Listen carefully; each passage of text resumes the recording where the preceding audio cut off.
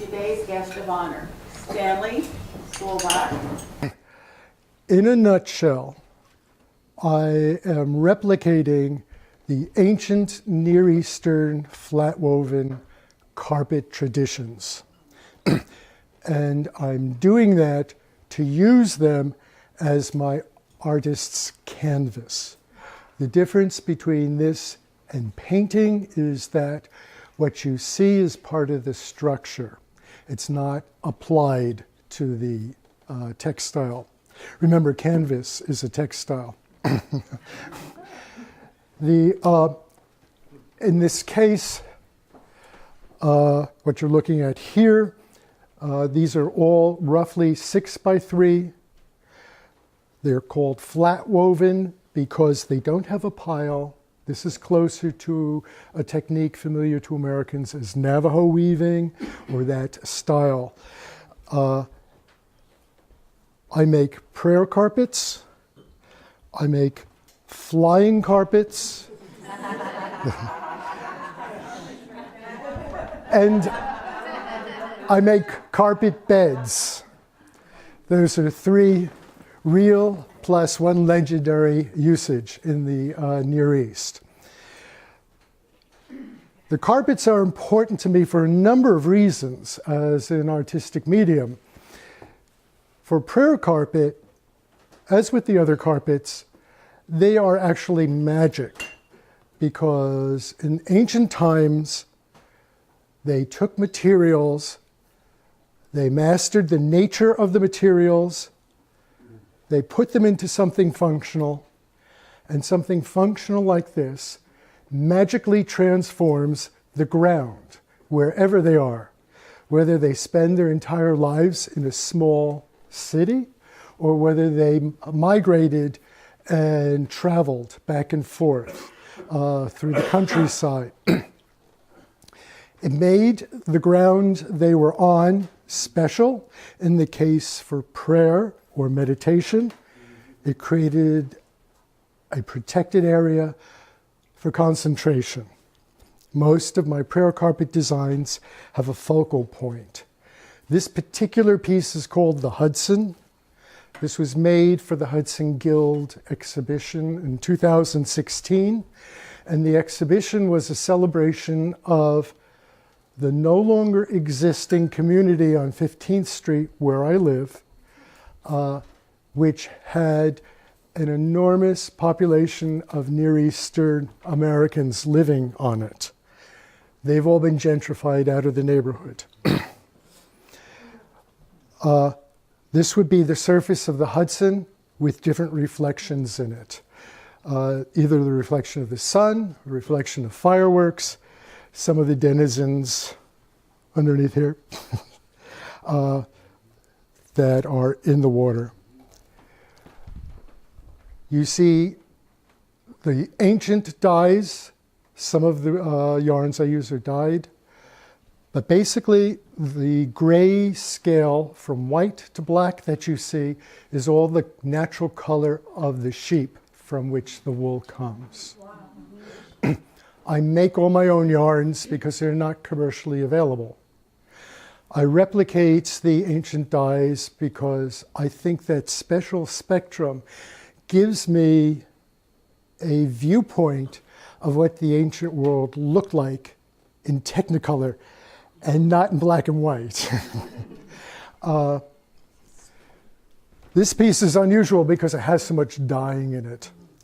This is a flying carpet. This was inspired by a dirt road in Vermont with geese migrating, hence the sense of flying. My flying carpets attempt to instill a sense of movement, of going from one place to the other. There is a sense of going from this world into another one after this world. There's also a sense of distortion and twisting that I build into these. These are difficult for Western eyes to look at because we're used to canvases. And we're used to canvases that are of the golden rectangle dimensions. These are all 1 by 2. And that throws a lot of people off. Also, when I start the weaving, I start very close to the beginning of where the bottom, the warps are. The warps go vertically, but it gets too tight to weave to the top. And rather than cutting it off and throwing it away, I use a Moroccan convention, which is to decoratively knot the fringes.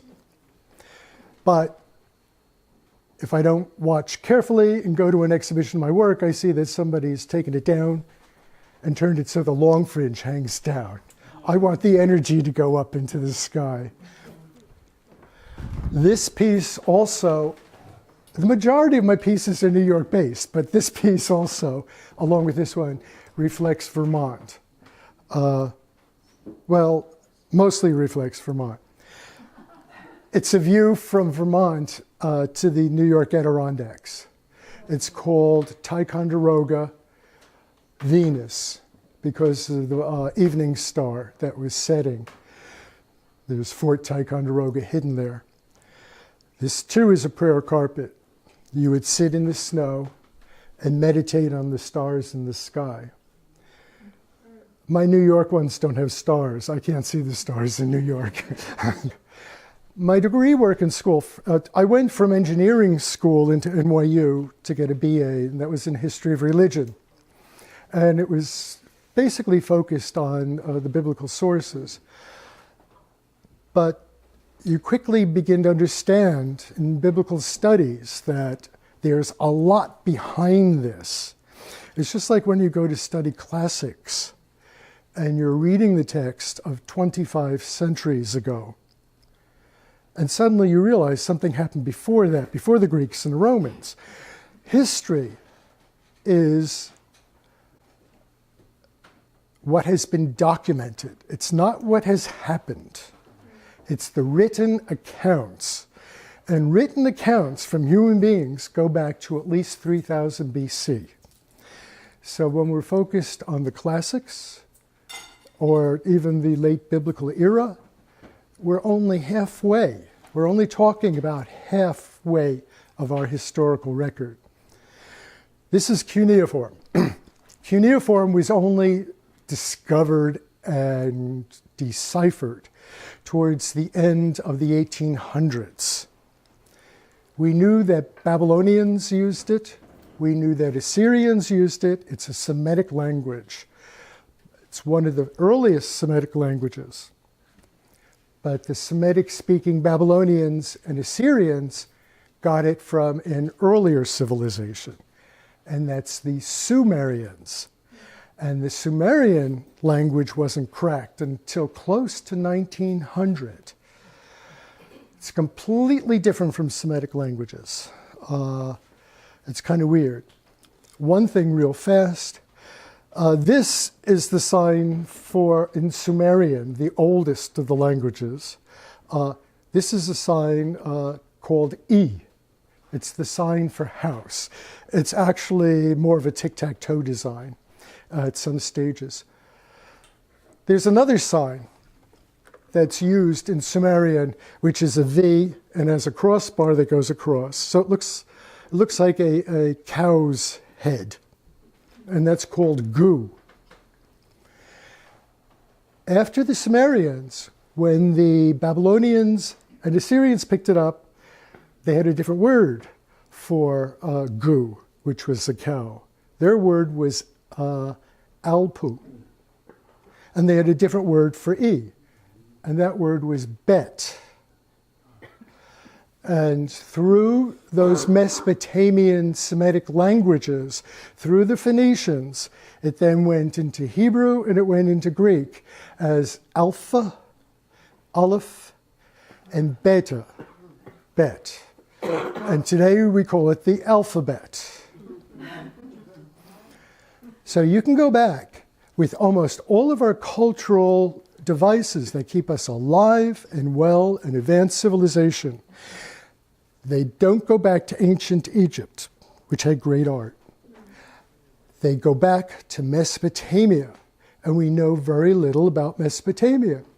It's just not popular.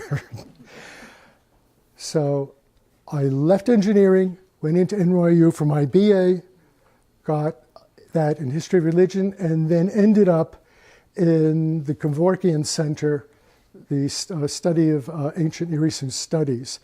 And technically, I was trained, I got my master's and doctorate in what's called Assyriology. An Assyriologist is like an Egyptologist, but farther to the east. Now, believe it or not, computers come from wool technology. Here's the Mediterranean up here. Part of what we need got cut off, but this is the Mediterranean world, and where the tradition that influenced me the greatest was practiced in Mesopotamia here, running that area, in Anatolia, and in Tunis, Algeria, and Morocco.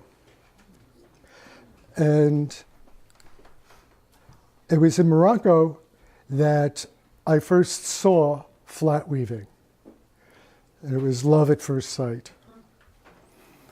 You can see that the fringe is not equal. They use these techniques, which I tend to avoid, but otherwise, it's largely stripes, and that reflects the structure of the weaving process. Okay.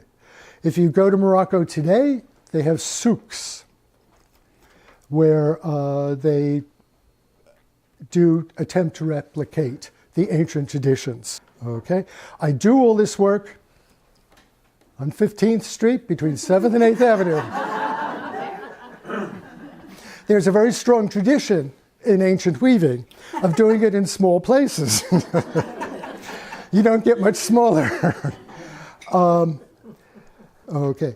The sources of weaving are often credited back to spiders. I think they go back to birds, especially if you see the birds in the springtime after a dog has gone by a bush or something, and they go and they draw out the fibers that have been caught on the bushes, and then they incorporate it with softer things on the inside. Okay. This was an early sheep I used, Marge. I didn't want to have to make my own materials, or at least not my own wools. Now, that's a big topic to deal with. There are over 200 breeds of sheep. All have different qualities. And this is a Lincoln sheep. The sheep comes from Lincolnshire in England. The chief city in Lincolnshire is named Boston. These sheep were brought to this country. Their wool is premium wool for use in carpets and for use in coats. You don't want a sweater made with this. On the one hand, it would be bulletproof. But on the other hand, it would be like a hair shirt. This is what they look like with the locks coming down. They're very long. It's the longest staple, the longest wool of the sheep world. It's the thickest diameter.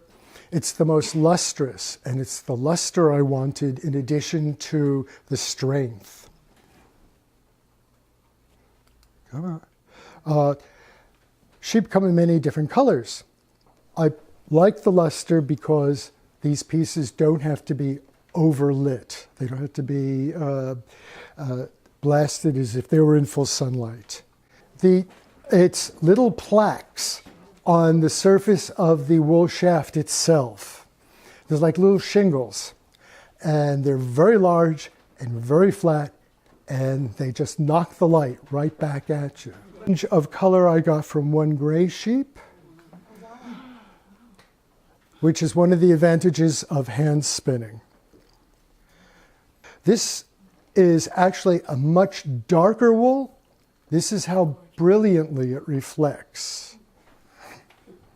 Okay, these are samples of some of the colors of what's called the weft. It sounds like the past tense of weaved. And this is a sample of the warp.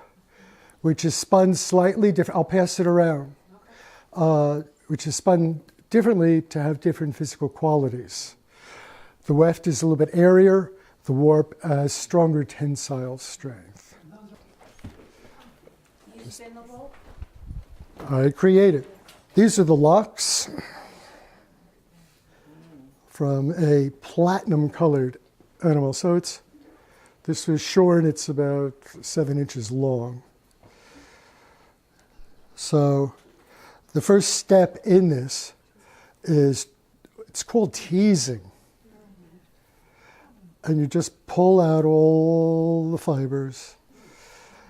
And what helps in doing this is listening to a very long opera. These used to be made with thistles instead of wire tines. And the Latin word for thistle is cardiaire. Okay, so you got to do this, and you've just got to make sure everybody's aligned. And then you've got to put it back on itself and do it till it looks right.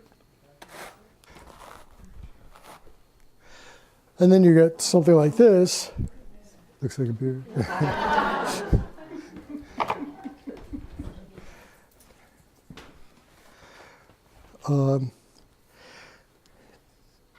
And then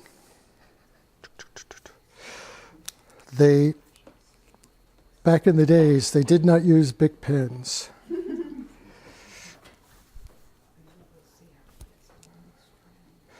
And it's just a process of spinning and drawing.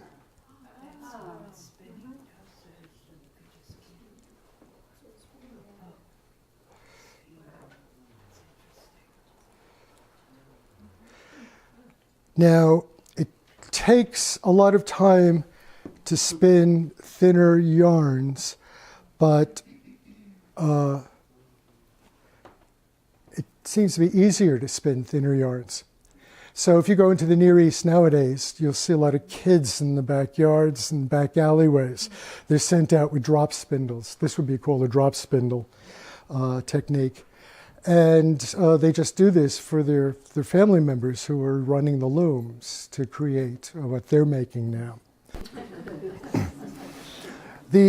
When Sir Woolley excavated Ore 3, they found troves of cuneiform documents. And the overwhelming majority of those documents were business records. And they were all involving the business of wool. Wool was as necessary as food production as populations expanded. And so that became an economic engine for Mesopotamia, just as it was an economic engine for the Romans, and indeed in recent history for England, where you're knighted atop the wool sack. We have indigo, not indigo, goldenrod is a source of yellow. Yellow is the most available natural dye. It's the one natural dye that's used classically that has a light fastness problem when abused by too much light. You also have sumac up here. Sumac was the source of khaki, especially during World War I, for all the uniforms. Next, please. This is some of the goldenrod. I spread it out to dry after collecting it. The bugs in it attracted a toad. So this is the range of yellows I've been able to secure. Indigo. Indigo is extremely light fast. It is chemically a type of sugar. It comes from an indigo bean plant, and it is very difficult to apply because it has to be stripped of its oxygen molecule, and it only travels in a dye bath, when it is a basic solution. When it can be applied, it's not indigo blue, it's indigo white. As the oxygen in the air comes up to it, that's when it turns blue and it becomes insoluble again. So that's a very long and arduous process to get it to put on evenly. Indigo tells us where it came from. IND is the root, that is India, Indus Valley. So when the Greeks heard it, they called it of India, Indicos. Thanks, please. So this is a range of indigo dyes based on the number of dippings. Now, one of the things about ancient weaving is that green is not used all that often. And that's because nothing gives the color green that's reliable. So you have an absolutely permanent blue, and it's top dyed with a yellow that can't stand extreme overlighting. And that's why you can go into the museums nowadays and see all these classic tapestries where all the leaves on the trees are bluish, very strongly bluish, because the yellow has been destroyed. It just so happens that Lincoln sheep don't have brown wool. They go straight from white to black and back, but they don't have brown. So these black walnuts, which look very green, are used. The black walnuts oxidize very quickly as soon as they ripen. And actually they will stain your hands, and the stain will last for months. So any of my colors that are browns are dyed from the black walnuts. It's very strong, excellent color, very rich. Thank you. Here's the range I was able to get with that particular dye pot. Some of the differentiation is because the wool that was dyed was not white. There's various shades. Next. The reds come from a bug called cochineal. The New World bug was particularly rich in this. The British loved it. And they actually cornered the market on the bug, cochineal, and flaunted their access to it by dyeing redcoats for their soldiers.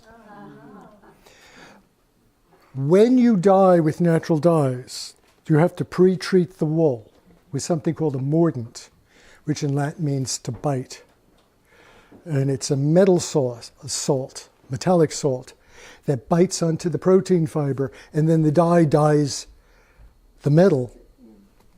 So in these cases, there are all different mordants used and different timings.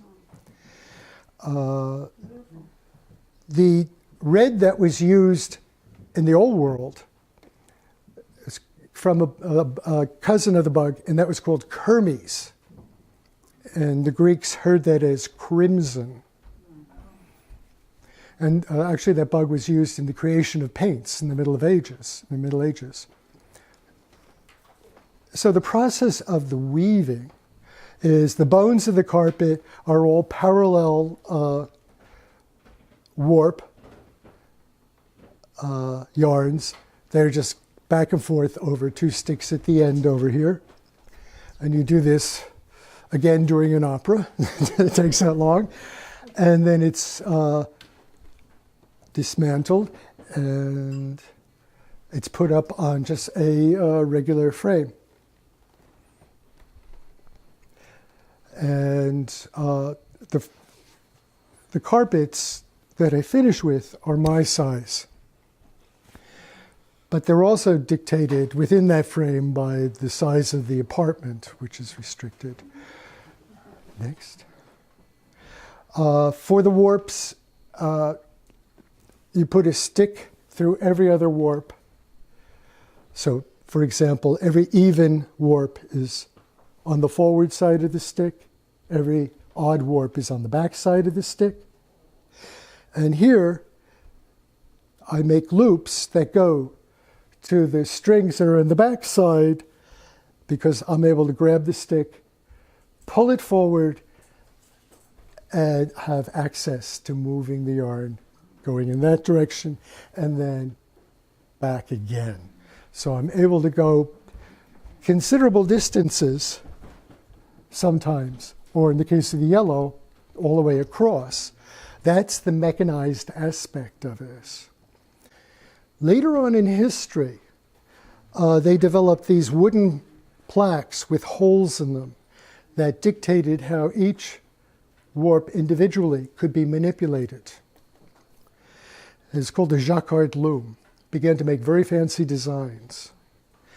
The Jacquard loom wooden plaques appeared in my lifetime as IBM computer cards that we would get from Con Edison.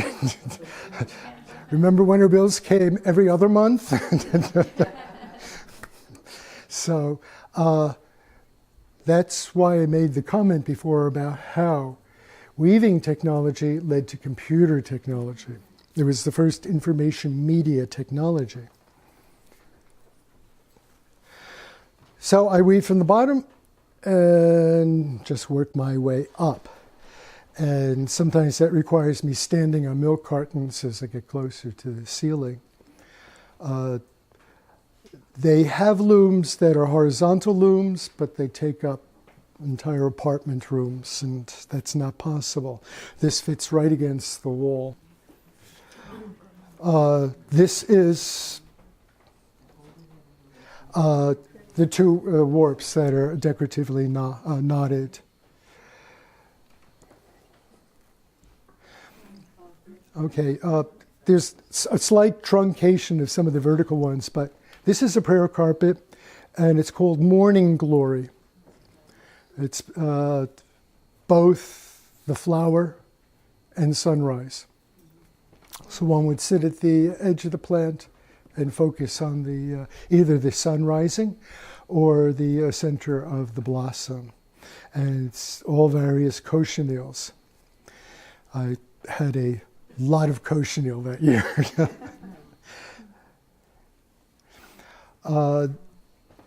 This is another prayer carpet, and it's called Peony. I was just absolutely smitten with the peonies in the Brooklyn Botanic Gardens and wanted very much to capture that.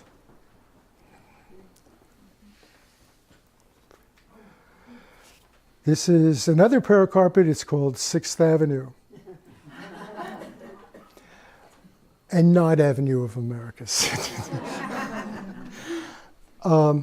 So one would sit here in the shadows of the buildings at early dawn, and these would be all the, up on 50th Street, all the tall rectangular buildings with the sun glinting the rooftops of the buildings.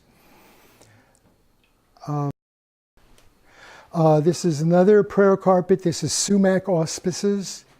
One would sit amongst the sumac and look at the bird signs because auspice comes from awis and spec, to look at birds. Next. This is 3rd Sephardic Cemetery. There's a historic cemetery on 21st Street. This cemetery, I've watched it over years get ruined. And the last assault was when they had the reconstruction of the neighboring buildings. And the seismic pounding just fractured so many of the stones. They have these spectacular dogwood trees that in the springtime just spread their arms over the cemetery. So this is a bed carpet, and you would be sleeping in the boughs of the dogwood in the cemetery. A little ladybug on one of the leaves over there. The background, the broken stones, but the background to the broken stones is not only the sky, but it also makes a Moroccan mosaic, a classic design. This is ginkgos. This is another bed carpet.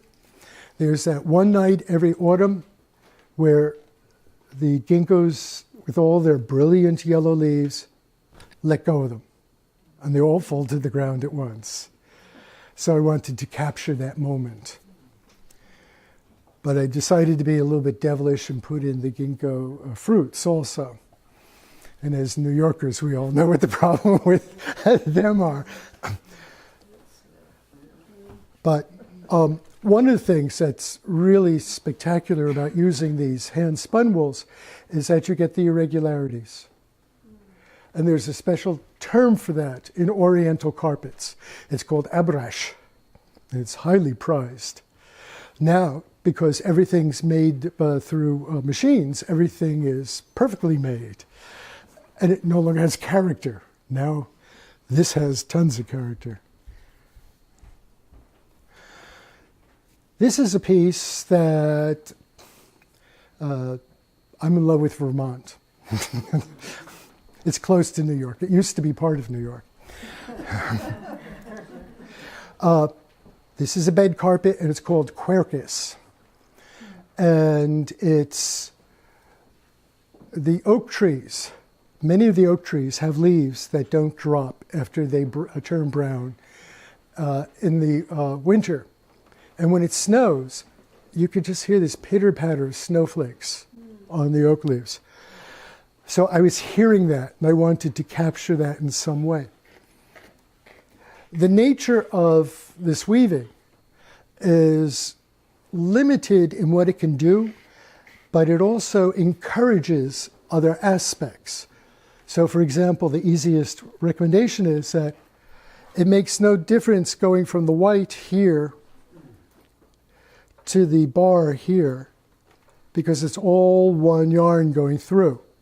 If I did it this way, I'd have to go through all 6 feet of weaving to do it that way.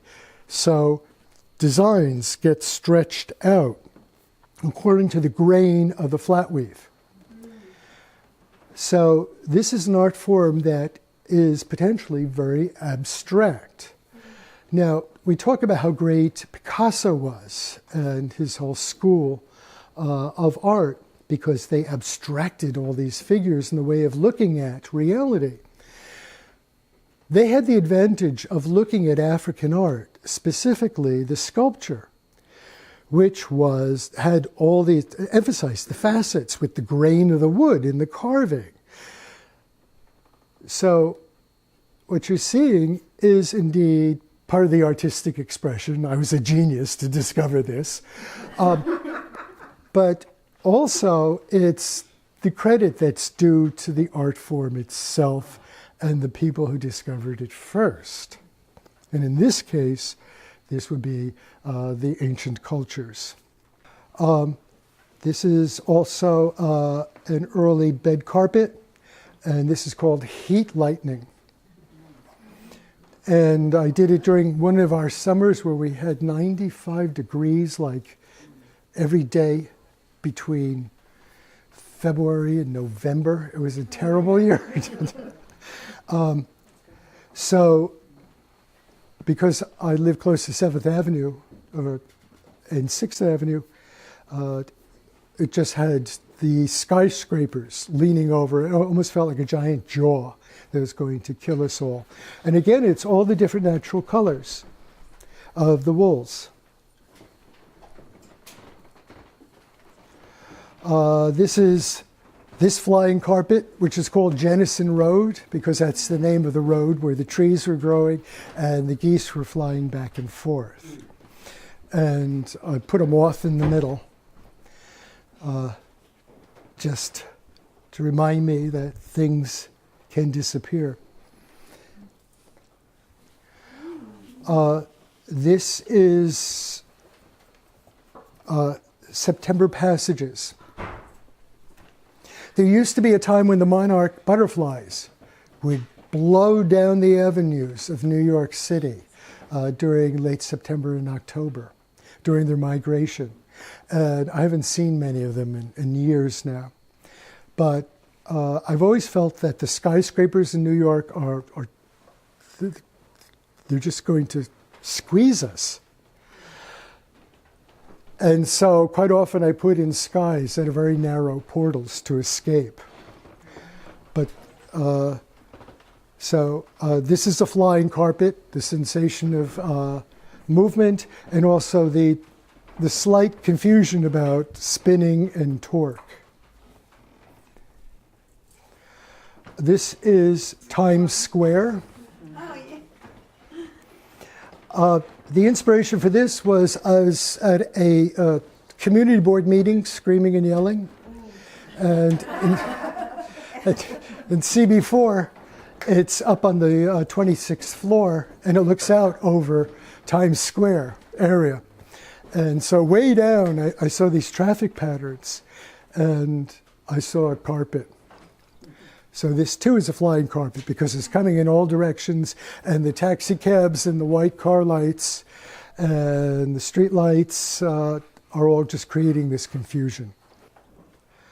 This is Flight. It's a flying carpet. Again, I have buildings, very little escape. It was inspired by 50th Street in Midtown. And there was some kind of event going on, and there were lots of balloons. And I just decided that that had to be captured some way. And so they're all rising in flight and escaping. And I wanted the pun to be also that it's flight, escape, as well as flight, take wings. I just wanted to say that because so much of my work is squeezed in and influenced by New York City, that I've really appreciated opportunities I've had to share my work, to show my work in the city. And it's really very hard to do this because the fiber field is, although it's arguably the largest of craft art media-based constituencies, it's the one that's treated as one of the smallest. But this was a delight to have this. And I'm hoping to continue weaving as long as my fingers permit me. So, thank you very much.